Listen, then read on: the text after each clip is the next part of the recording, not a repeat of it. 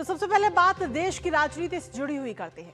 अलग अलग राज्यों से चल रही सियासी चहलकदमों का केंद्र अब दिल्ली शिफ्ट होता हुआ नजर आ रहा है।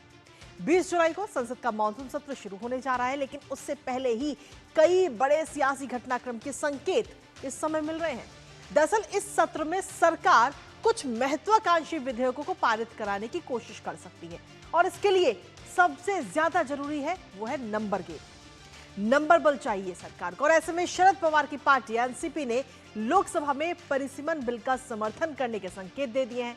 और अगर ऐसा होता है तो मोदी सरकार के लोकसभा में 2/3 बहुमत के मिशन को मजबूती मिलेगी, लेकिन वहीं दूसरी तरफ विपक्ष की एकता पर भी तमाम सवाल उठ रहे हैं। करेंगे चर्चा अपने सहयोगी से और जानेंगे लेटेस्ट अपडेट। उससे पहले आपको दिखाते हैं एनसीपी शरद गुट से सांसद सुप्रिया सुले ने परिसीमन बिल पर आखिर क्या कुछ कहा है।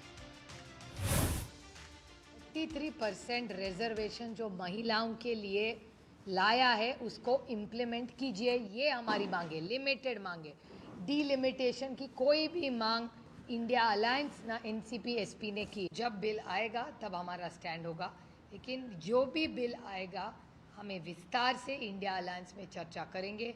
हमारी जो चर्चा हुई थी उसके बारे में मैंने कई लोगों से उसमें चर्चा की थी। तब डीएमके हो, हम हो, सपा हो, 50% के बारे में हम सोचेंगे, ऐसा हमने कहा था। तो सुप्रिया सुले को आपने सुना, जो सीधे तौर पर उन्होंने अपना बयान दिया है कि दक्षिण के साथ अन्याय नहीं होना चाहिए, लेकिन इसके साथ ही पक्ष और विपक्ष के जो तमाम अन्य नेता है उनकी तरफ से क्या कुछ कहा गया इस बिल को लेकर, एक बार वो भी आपको सुनाते हैं। अगर सरकार वापस वो बिल लाती है तो पूरा अपोजिशन इकट्ठा होकर उनको विरोध करेंगे।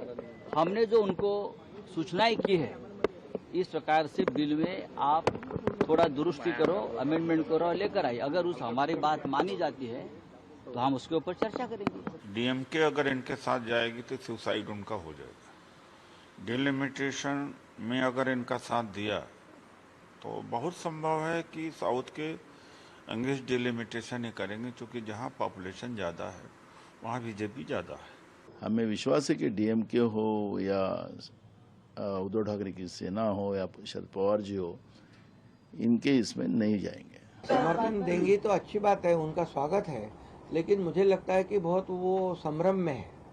उनको उनकी इंडिया अलायंस जो पूरी तरह गड़बड़ा गई है। इंडिया अलायंस में कोई कुछ बोलता है, कोई कुछ बोलता है, कोई क्या बोलता है। परसों बोला हुआ आज फिर उनको प्रेस कॉन्फ्रेंस लेनी पड़ती है। पिछले समय तो ये 50% वाला मामला था ही। अमित भाई ने खुद लोकसभा में कहा था कि हर राज्य में 50% सीटों में बढ़ोतरी होगी। महिलाओं को भी आरक्षण मिलना चाहिए, उनका भी सम्मान होना चाहिए। और अभी जो कॉन्स्टिट्यूंसी बहुत बड़ी हो गई, कई सालों के बाद में ये डिलिमिटेशन यहाँ पर हो रहा है।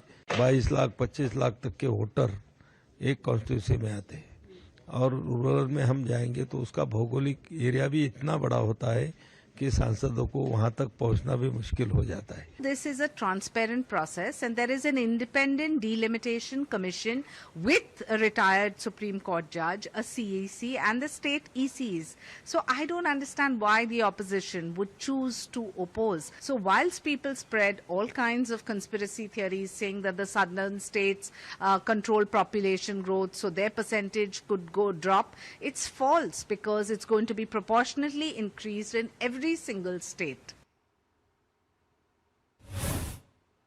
तो परिसीमन को लेकर ये तमाम संकेत, लेकिन इसके साथ ही आखिर परिसीमन क्यों जरूरी है वो भी जानना आपको बता देते हैं। दरअसल लोकसभा की अगर हम बात करें तो लोकसभा की सीटों में इसके जरिए सीधे तौर पर इजाफा होगा और इससे जो जनसंख्या बढ़ रही हो उसका नेतृत्व उसको मिलेगा।